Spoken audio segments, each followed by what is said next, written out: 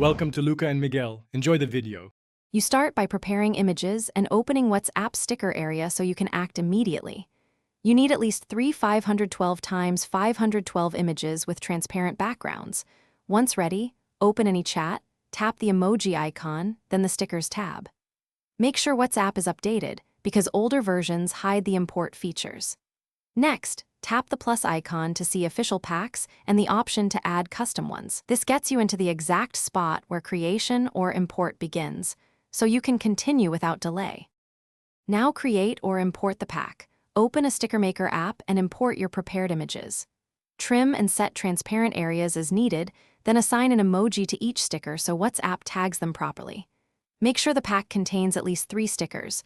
Once all images are labeled, export in WhatsApp-compatible format, typically WebP.